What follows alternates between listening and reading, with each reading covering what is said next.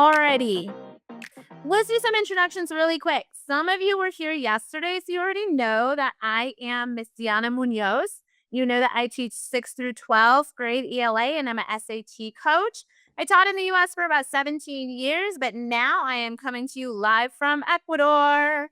And you notice also that I am not alone. We have our wonderful and amazing Miss Ashley co-host. Miss Ashley, will you introduce yourself? Hi, my name's Ashley and I'm from Arkansas. I've been teaching for about 10 years and I'm a K through 12 literacy coach. I am not in Ecuador. A fun fact about me is that I have an identical twin sister that's a speech language pathologist in Atlanta. So Let's go Georgia. go, Georgia. All right, y'all, let's talk about our goals. We always have to have goals, right? So, what do we want to do today? We want to pick up some key reading and writing strategies for the SAT so that we feel confident going into that test.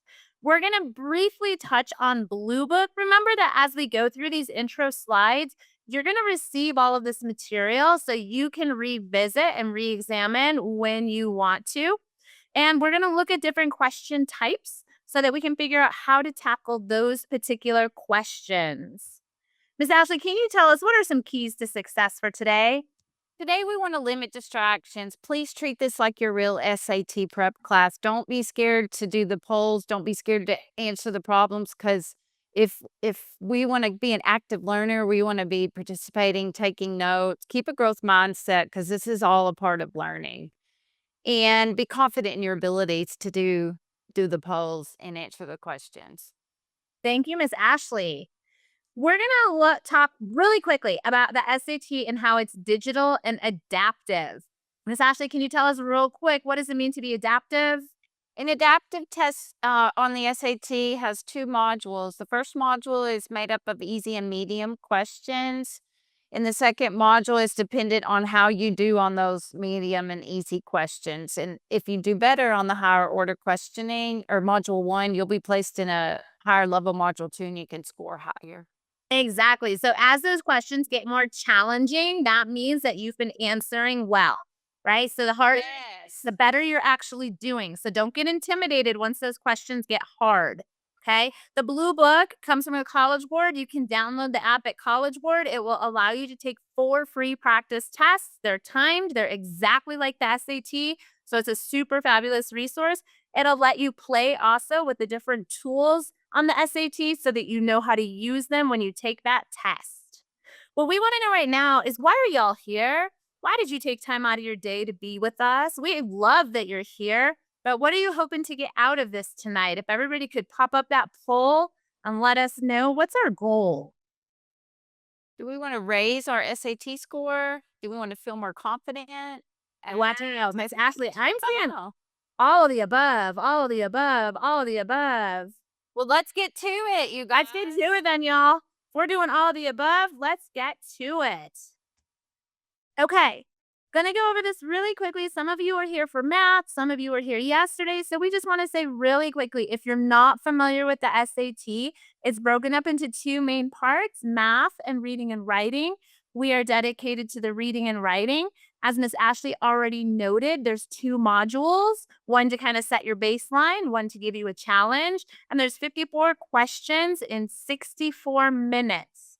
Okay, 54 questions in 64 minutes.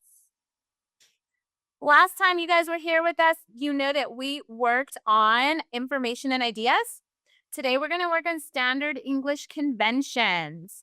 And so last time you saw that the writing passages are only about up to 150 words. Because we're doing standard English conventions, we're actually only going to look at things that are about 25 words. Really? So today, we're going to look at some really, really short, just sentences today.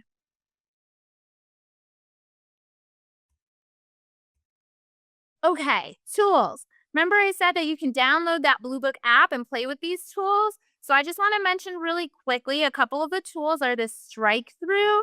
If you're getting distracted by an answer, but you know it's not the right answer, you can click on this little icon and then you're going to get a strike through so you're not distracted by that answer anymore. The other one that's really important is this mark for review. If you get stuck on a question, you can mark it for review to revisit it at the end. However, make sure you're still putting an answer because remember, this is a timed test. So if you run out of time at the end, you won't have time to go back and check that question. So always put an answer, even if it's just your best guess, and then mark it for review. Miss Ashley, when's a good time to mark for review? When do you think they should do that? If they're unsure about an answer, don't waste too much time on a question that you're not sure about. That's how you should mark it for review, move on, and come back to it. Okay, so we're taking a lot of time because we're stuck. Mark it for review, but put an answer first.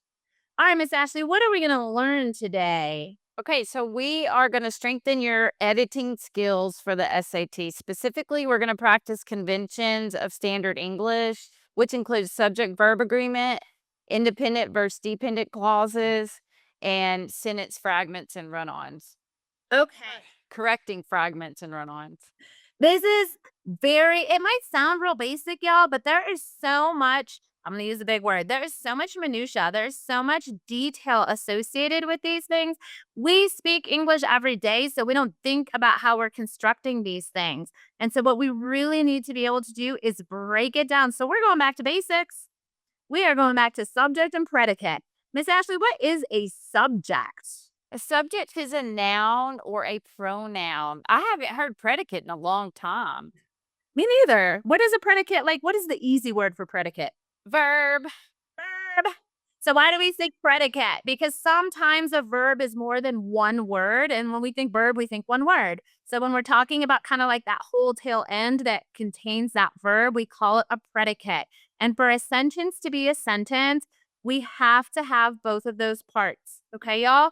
So the subject is who or what the sentence is about, and the verb is what that subject does or is. Why am I saying does or is, Miss Ashley? Because a verb shows an action. That is what we always think of, right? So Miss Ashley is talking, Deanna is teaching, right? We always think that there's an action associated with it, but sometimes they are state verbs. And what does that mean? It means it's just saying we are, right? Like, I am happy. Miss Ashley is funny, right? There's no real action there. It's just saying what we are. So that's why we say does as an action or is just what we are. Okay, every sentence needs to have those two parts. What we're going to look at right now in detail is this thing at the bottom here. Singular subjects needing singular verbs, as in the dog runs, one dog, subject, runs, verb, and plural subjects needing plural verbs, meaning the dogs run. More than one dog with a plural verb. Miss Ashley, what did you notice about those verbs that might be a little weird? The dog runs that they end in a S.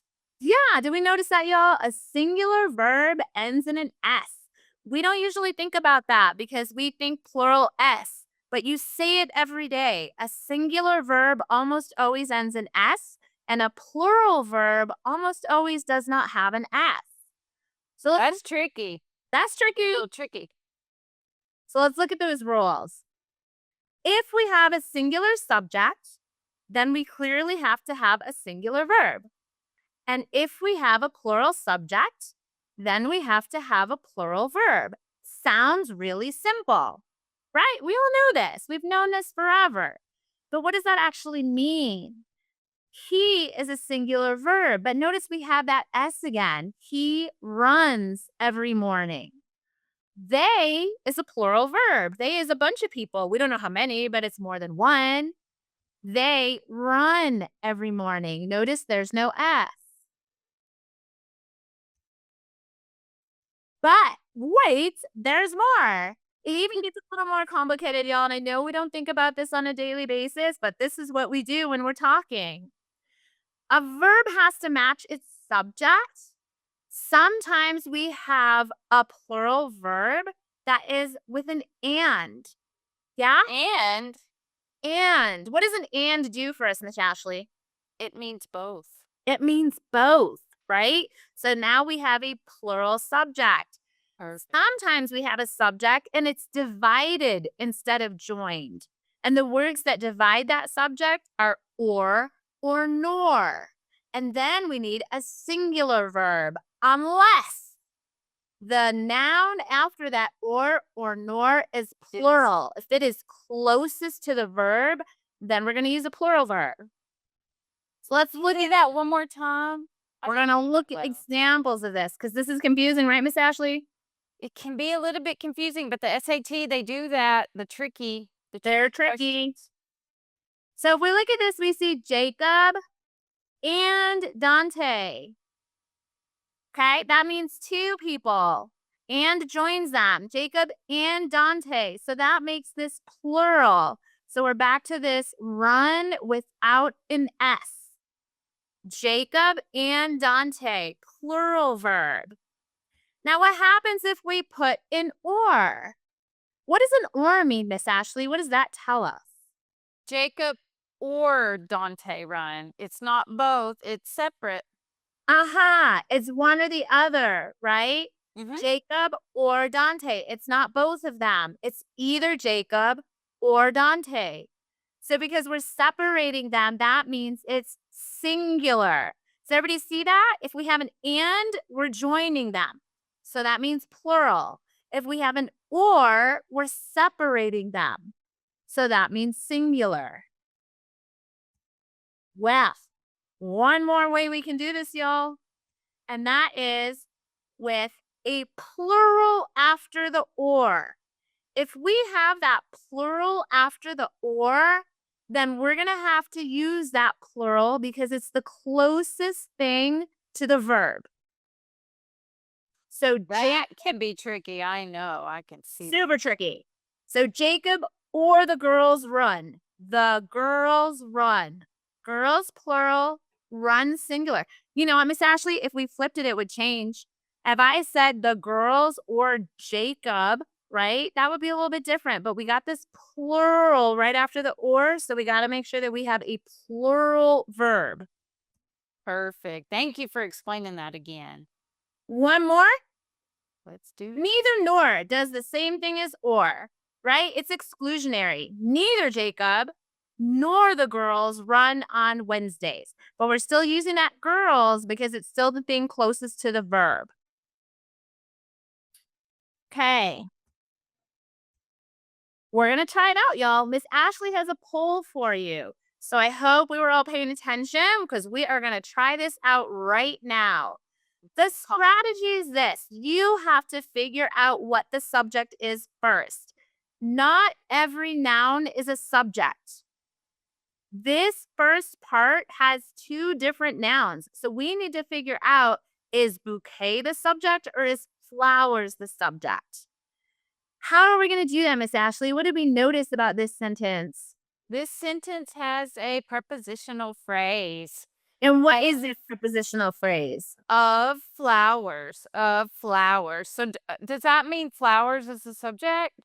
That means it is not. We never have the subject in the prepositional phrase. So that means bouquet is the subject. Another way we can figure this out is figure out what makes sense if we were saying the sentence. So we're just going to pick one of these verbs. I don't want to give away the answer. We're just going to pick one. The bouquet are on the table. Of flowers are on the table. We would never start a sentence that way. We would never say of flowers are on the table. That doesn't sound right. But we might say that a bouquet blank on the table. So that means that a bouquet is our subject. So what would be our verb? Miss Ashley, do we have some confident people that already answered? Yes, but we're pretty much deadlocked on A, B, and C. Well, that is interesting. Okay. So bouquet is singular. So the bouquet. The bouquet singular? It's singular. Okay. Why is it singular? Flowers plural. Okay. And a bouquet is made up of many flowers, but you're not looking at the individual flowers in the bouquet. You're just seeing one bouquet. And that's what makes this confusing, right? So the bouquet was on the table. Singular verb for bouquet. Miss Ashley, how did we end up doing in that poll? I'll say 39% got that correct on the poll. This one's a tricky one, right? Because this is what we call a collective noun, y'all. That's a whole nother rule. It is a collective noun. We know that a bouquet is made up of a whole bunch of flowers, but we're not looking at those individual flowers. We're looking at the bouquet as a single thing. Okay? Collective noun. Let's try another one now that we know that rule. Remember, tests are like playing a game. Once you know the rules, you're going to be successful. So, first thing you have to think of is, does the verb match the subject? Okay, first, does the verb match the subject? If the subject is singular, is the verb singular? If the subject is plural, is the verb plural? Then we need to look at, is the tense correct? What's that, Miss Ashley? What's a tense? A tense can be past tense, future tense, present tense. It's the way you're writing and Okay, so we could say, for example, I am teaching, I was teaching, I will be teaching, right? We got to know which tense to use. And then the way that we can kind of figure that out too is to substitute a singular or a plural pronoun. For example, if we go back here, bouquet could be it. It was on the table. If flowers was our noun, our subject, flowers would be they. They were on the table. Do y'all see how that works? It singular replacing bouquet or they plural replacing followers. That's the other way you can figure out, is my subject plural or is my subject singular? so we always mark out the prepositional phrase.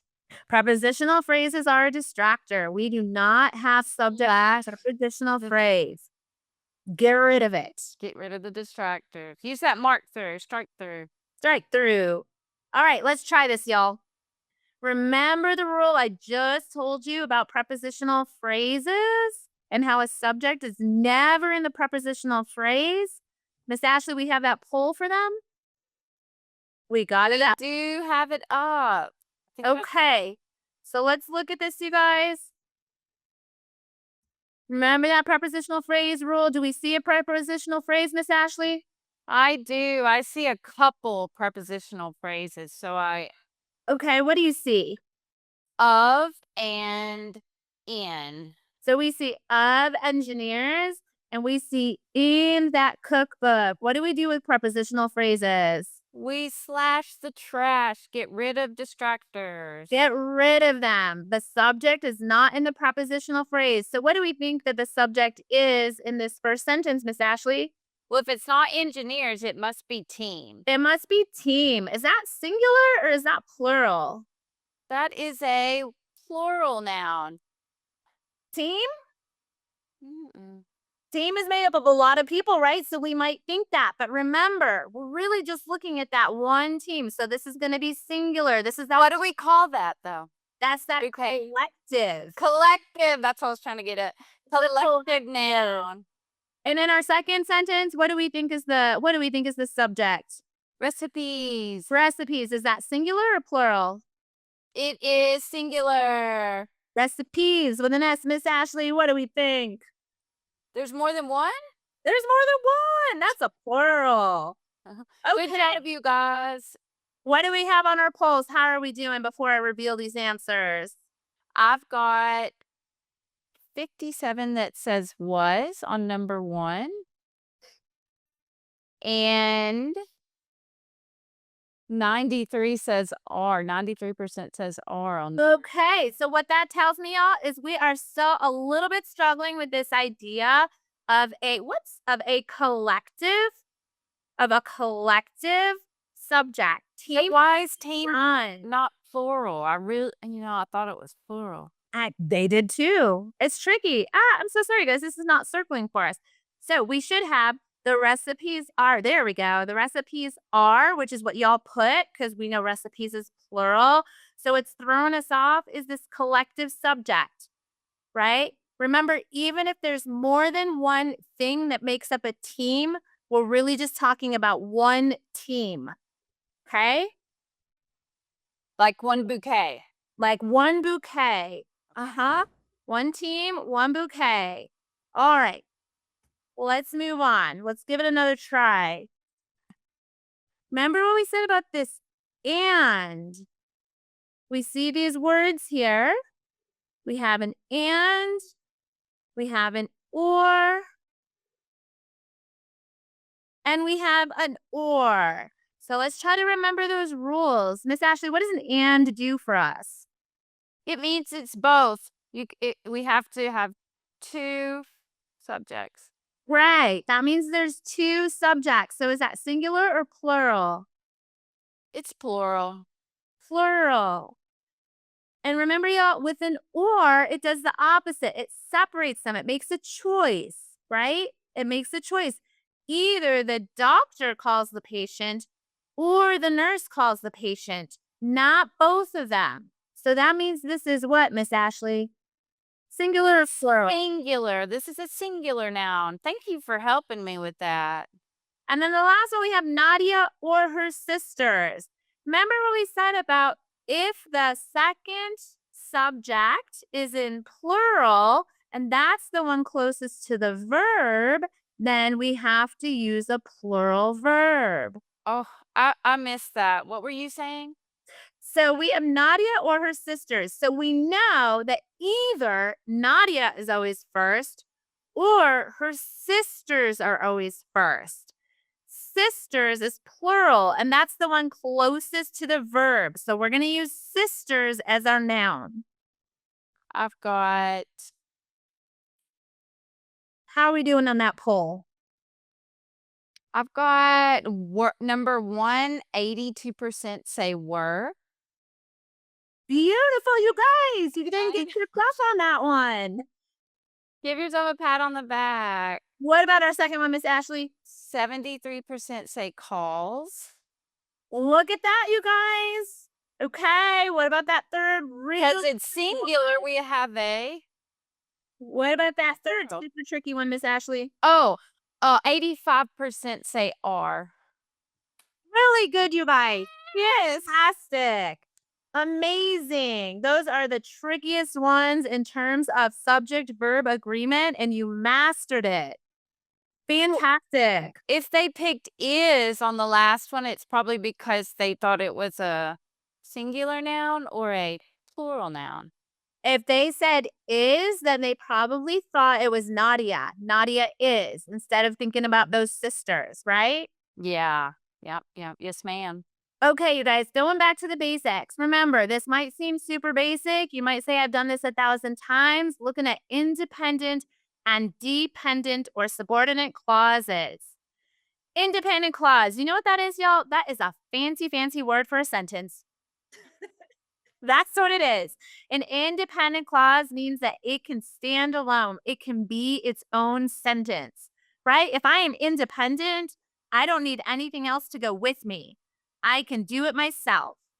So, for example, the dog barked loudly. We have a dog as a subject. We know what he's doing, he's barking, and we have a complete thought, right? Sometimes, though, we have these things called dependent or subordinate clauses. So, just like if I'm independent, I can do it on my own. If I'm dependent, Miss Ashley, can I do it on my own? No, you need help when we're dependent, maybe on our friends or our family. We need someone to kind of pull us along. And that's what happens with a dependent or a subordinate clause. See this poor little car here? He's not going anywhere. He's not going anywhere if he doesn't have his train to help pull him along. So a dependent or subordinate clause cannot stand alone. So, for example, although the dog barked loudly, what about it, right? That's not a complete thought. Why is the dog barking loudly? What about the dog barking loudly? That's what makes this a dependent clause. It needs to depend on something to pull it along. It is an incomplete thought. So let's give it a try. Let's see if we can distinguish between independent and dependent clauses. Miss Ashley, do we have a clue for this one? We sure Yes, ma'am. Which of the following are independent clauses? So this is going to give you multiple answers that you can click, and just know that the SAT will have these type of questions. So let's look at this, y'all. I see confidence. I see people answering. We're going to kind of break this down while you guys go through it. Because I was tired. How do we feel about that, Miss Ashley? Because I was tired? No, I don't think it's a complete thought. I don't think it is either because I want to know what happened. Why? Like, what happened? Did you fall Yeah. asleep in class? Ooh, that's a good one, right? Because I was tired, I fell asleep in class. I think that's happened to all of us. She runs every morning. What do we think? Do we see a subject and a verb and a complete thought? Yes, and the subject verb agreement is correct. Exactly. She is singular, runs is singular, and we have a complete thought. So that would be independent. After the movie ended, how do we feel about that one, Miss Ashley? It's still not a complete thought. It's dependent on what happened after the movie. Right. After the movie ended, we went to eat. After the movie ended, I went home. What happened after the movie ended? That is a dependent.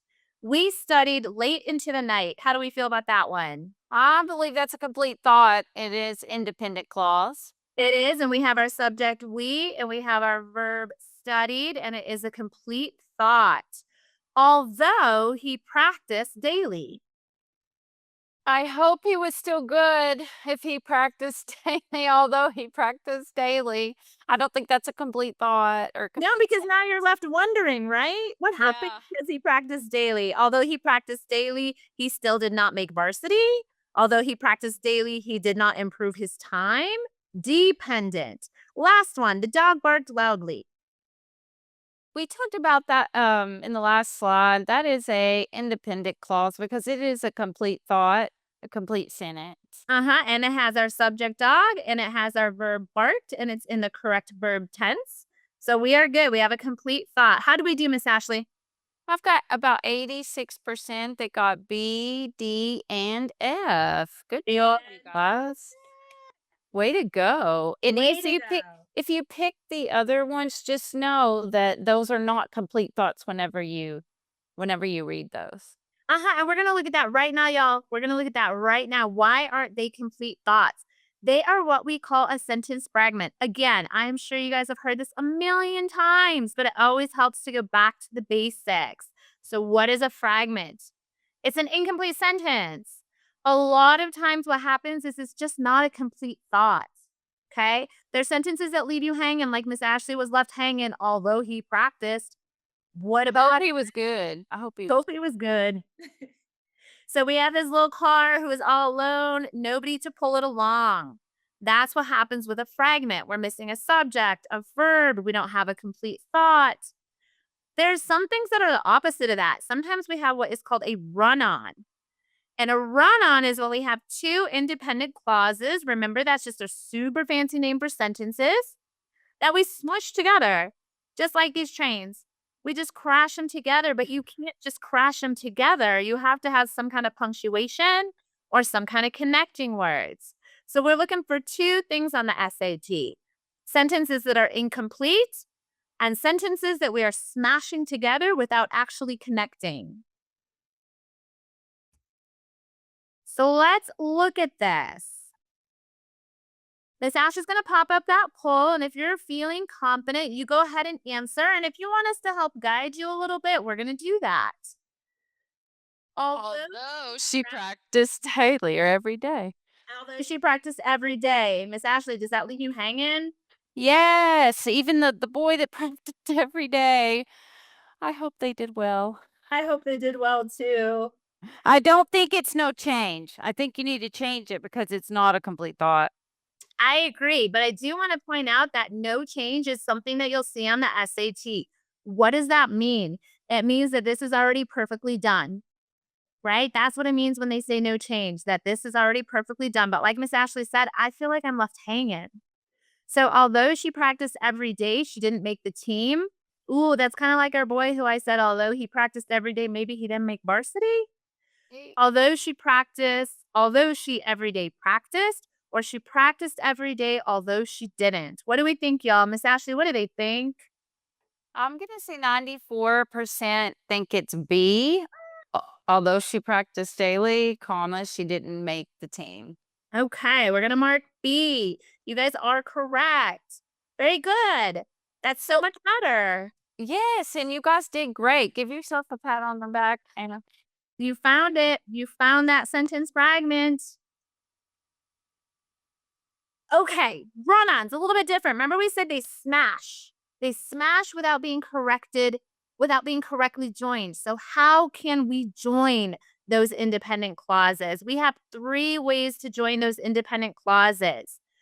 We can use a semicolon to join 2 independent clauses. What does a semicolon mean? Look at this, y'all. It has a period and it has a comma. So a semicolon is kind of like saying, this is a complete thought, but wait, there's more, right? That period kind of tells us it's a complete thought before the semicolon, but that comma kind of tells us, but wait, I still have more to say. And that's why that semicolon looks like that. So, Are those 2 independent clauses? those are 2 independent clauses. If you are using a semicolon, you have to make sure that there is an independent clause on each side. You cannot use a semicolon with a dependent clause. Miss Ashley, that was a fantastic question. An independent clause means it can stand on its own, but the dependent means that it's Something gotta not. pull it along. Exactly. With So that are you ready? train, like that train. Like that train. So if we look at this, my SAT teacher was amazing, right? That could be its own sentence. I learned a lot from her. That could be its own sentence. So that's why we're going to put our, but wait, there's more. How else can we correct this? We can use something that is called a coordinating conjunction with a comma. And we're going to look at what fanboys means in a minute. It's like a tool, a little acronym to help you guys remember your coordinating conjunctions. So I studied hard. Miss Ashley, could that be its own sentence? Could that be independent? Yes, I believe that I studied hard could be. It's got a noun and a verb, subject verb agreement. Okay, what about this? I still felt nervous during the exam. Is that a complete sentence? Yes, it can be a complete sentence. It's got a noun, a verb, and a Oh, complete thought. good, but we don't want those trains to crash and just stick them together. So we're going to have Oh, a comma and a conjunction. a comma? A comma. We have to have that comma and conjunction. Okay, okay. Okay. So we have way 1, semicolon. Way 2, comma and a conjunction. Way 3, I just want to make these 2 separate sentences. I don't even want to have a but. I don't even want to have a semicolon. All I'm going to do is put a period. I studied hard, period. Capital I still felt nervous during the exam. Instead of joining them, we're separating them. Got it. Got it? Those are our 3 ways, y'all. We have semicolon, comma, coordinating conjunction, or we just pull them apart and we make them 2 separate sentences with a period. So why can't we use a semicolon instead of a period?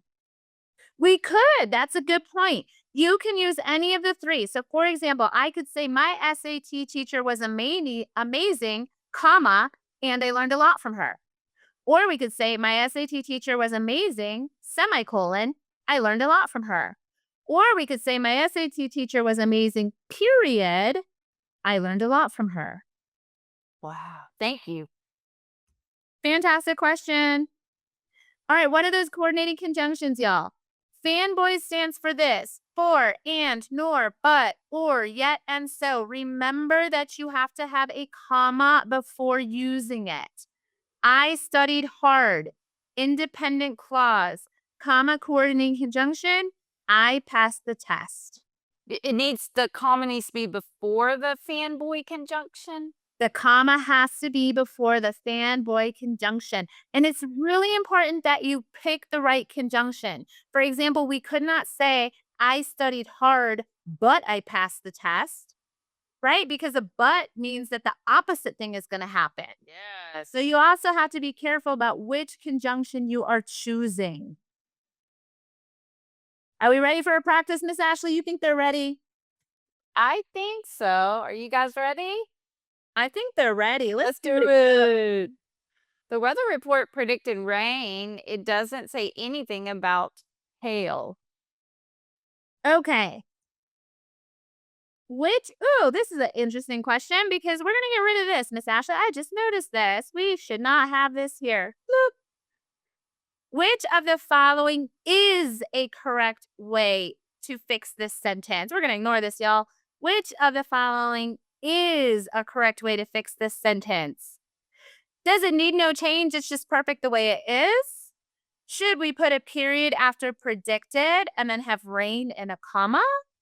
Should we put a comma after rain, use that but, and then start with it didn't? Or should we have it and a semicolon and didn't? Miss Ashley, do you see one or two independent clauses there? I do. I see two independent clauses and or go ahead. I'm gonna let you do it. Okay, so I see two as well. The weather report predicted rain. That's one independent clause. It didn't say anything about hail. That's another independent clause. So y'all think about how can we connect those without crashing? Miss Ashley, what are they telling us? A lot of them were telling us that it's C. So they understood how to put those clauses together and use a conjunction and the comma correctly. Fantastic, y'all. That is what we want to do. Let's try another one. Do another one, you guys. Let's try another one. Miss Ashley, we have the poll. Y'all are killing it, Georgia. Y'all The know it class all. ended early. The students went to lunch.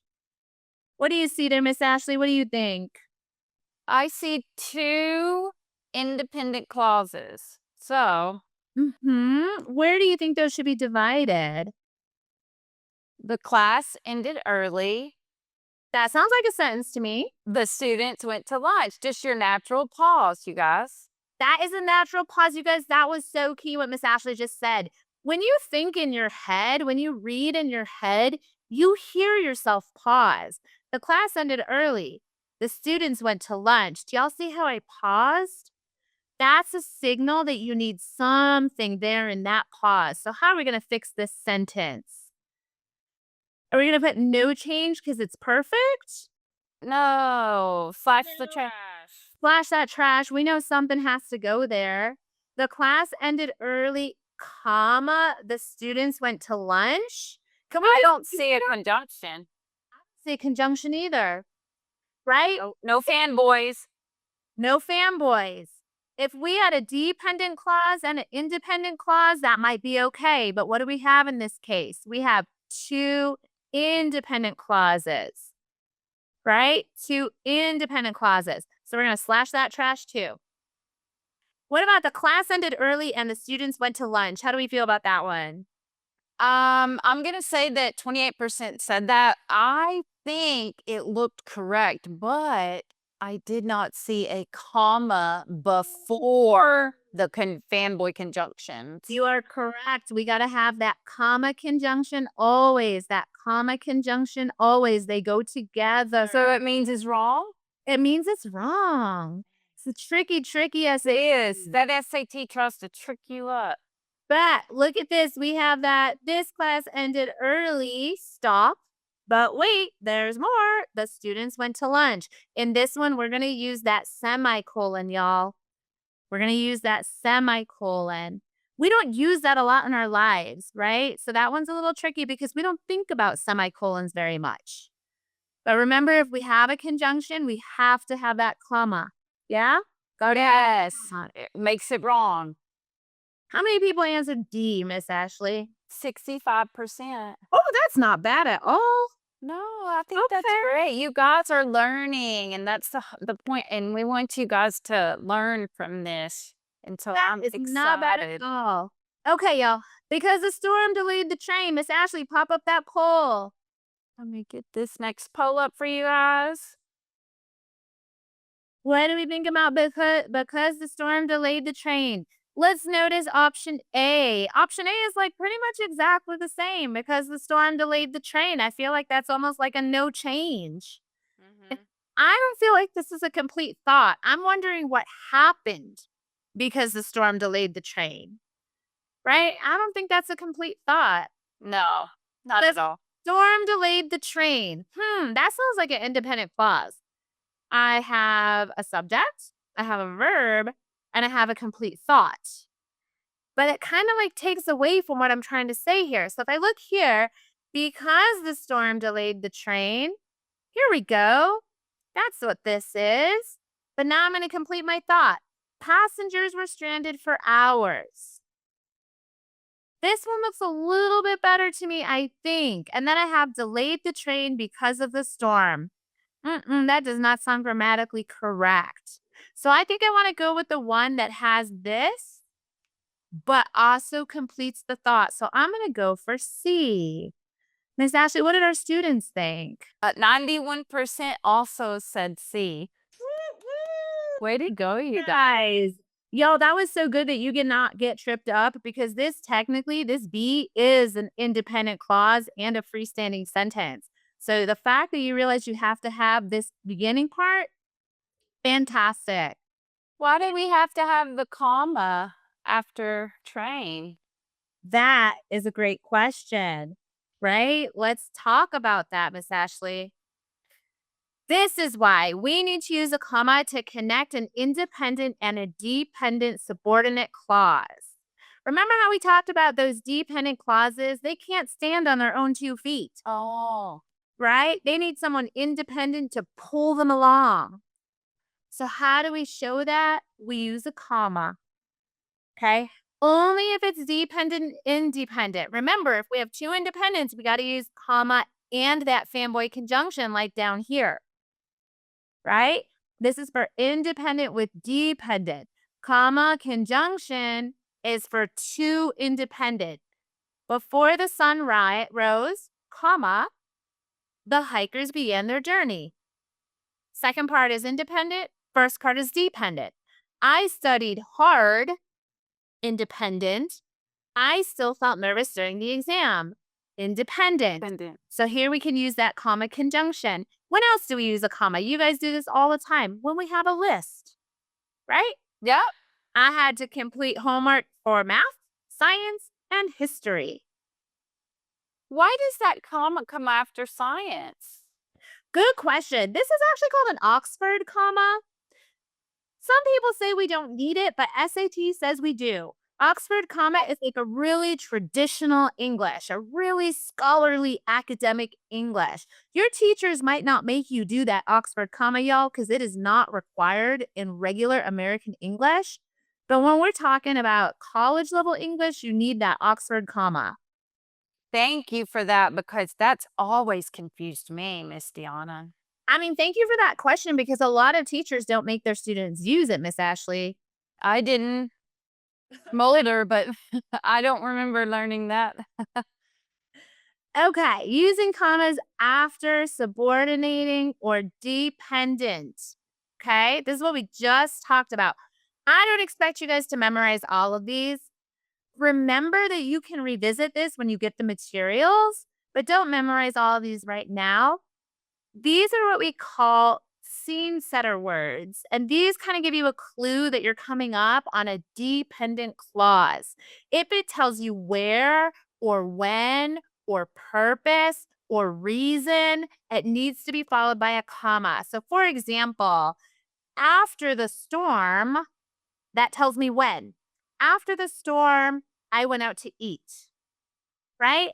I say, um, since I was hungry, that gives me a reason. I went out to eat.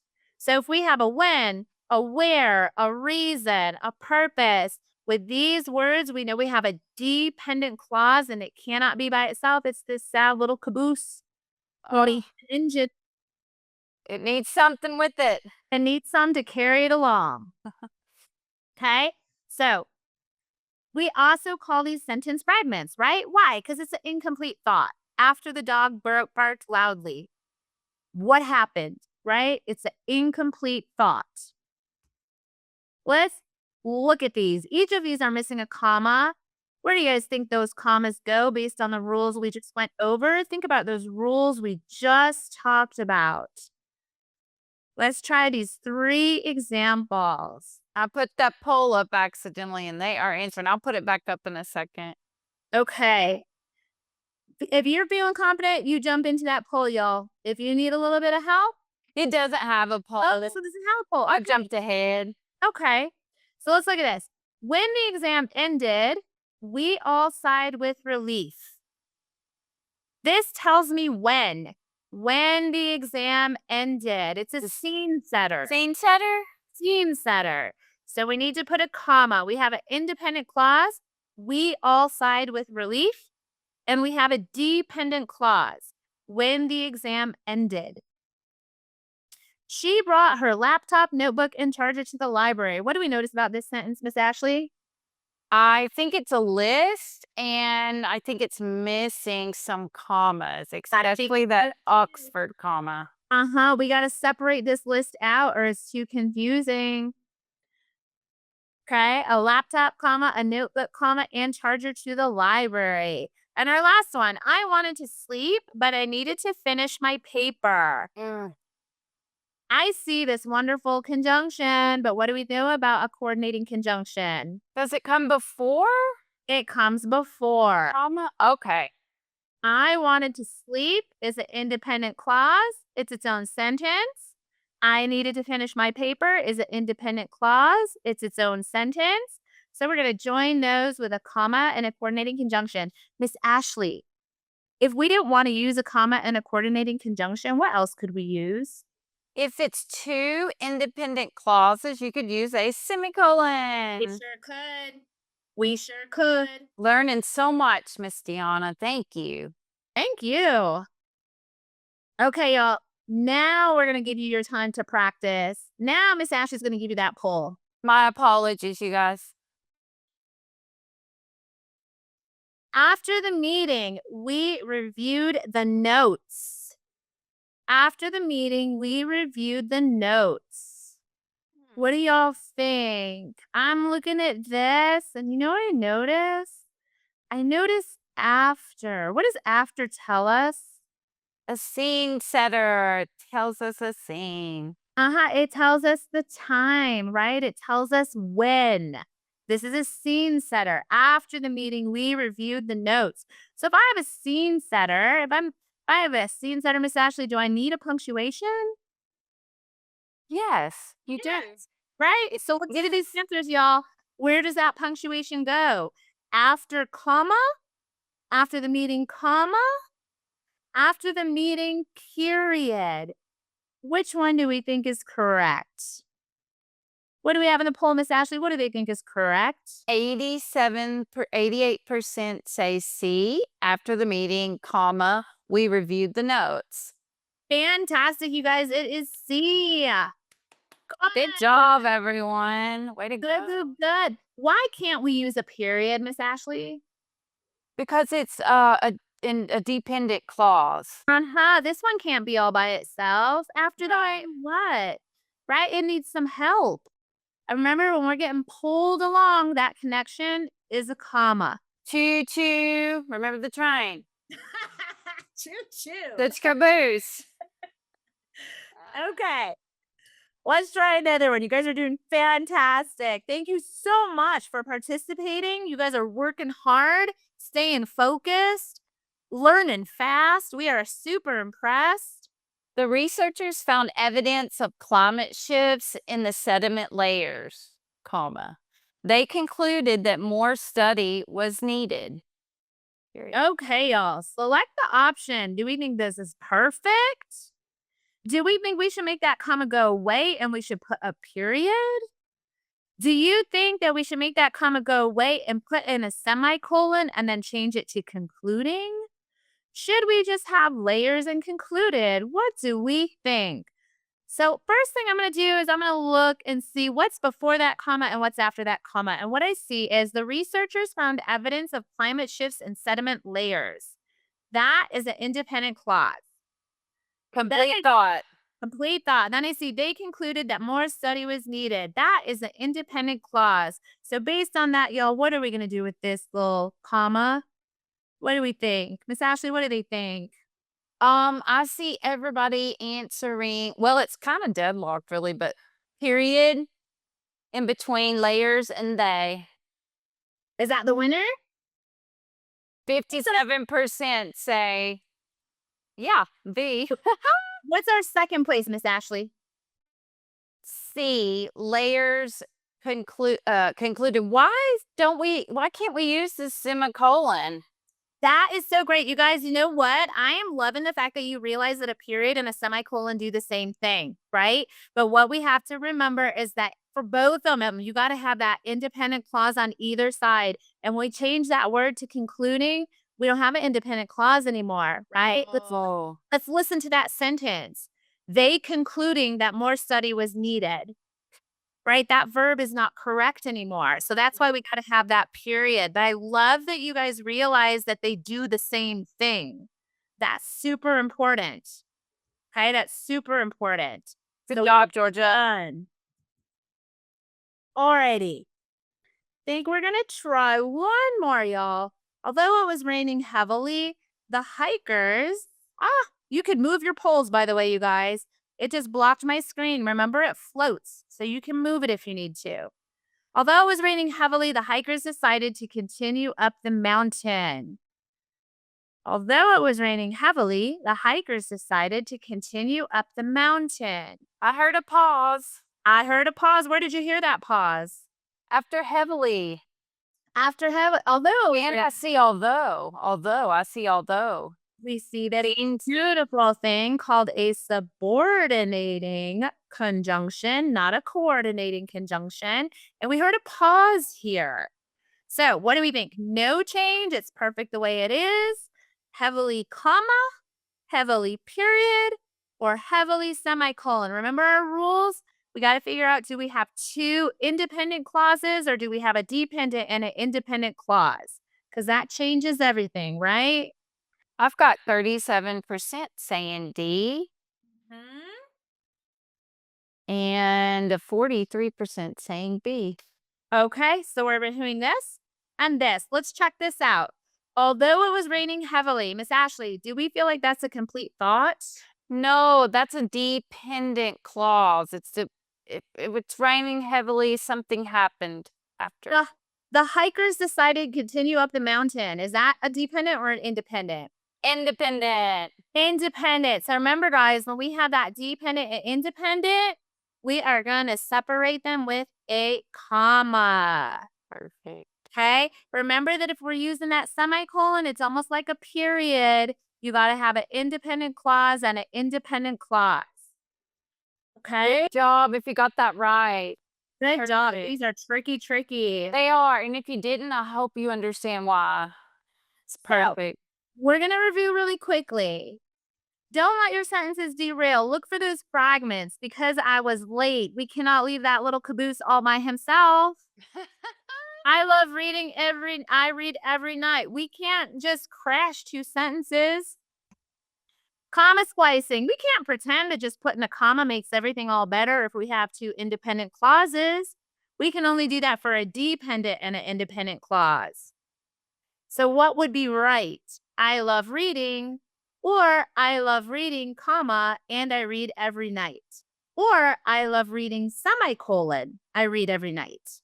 So we could do that with the comma spots up top. You could do a semicolon actually. We could do that too. Or we could do I love reading, period. I read every night, period. Okay. Those sound wonderful. So remember, we always want to look. Is there a fragment? If it's a fragment, it's either just really badly constructed or it's a dependent clause. Does it have a complete thought? Okay, if it doesn't have a complete thought, it's a fragment. But we also don't want to have too many complete thoughts that are just crashing into each other. And then finally, is the comma policed correctly? Remember, if we have a conjunction, we got to have that comma. If we have a scene setter dependent clause, we got to have that comma. If we have a list, we got to have that comma. What I want to show you guys really quickly is that when you get this, you're going to have a whole bunch of extra questions for practice. Okay, so when you receive this, go back through those rules, go back through those questions, and try some for your own. But for now, we want to know, we're going to wrap up. We want to know what's one thing you took away from today? What's one thing that we helped you with?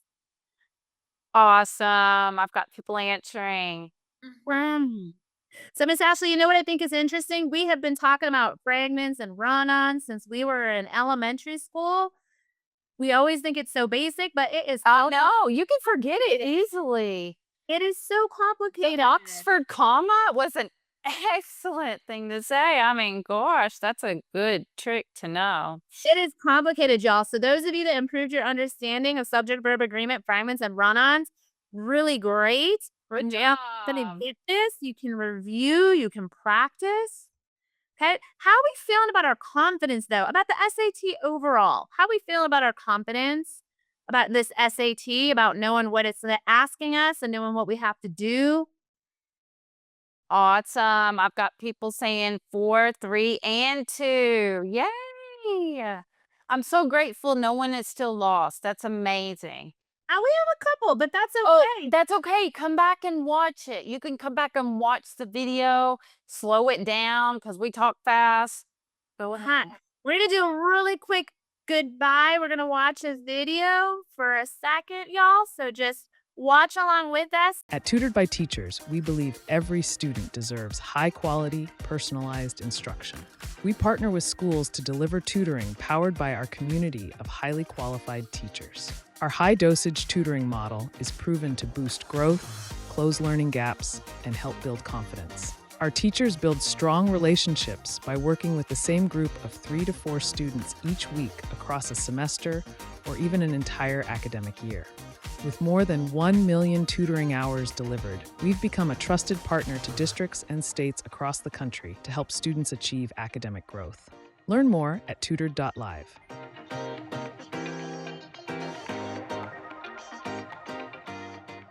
Thank you for joining us. Good luck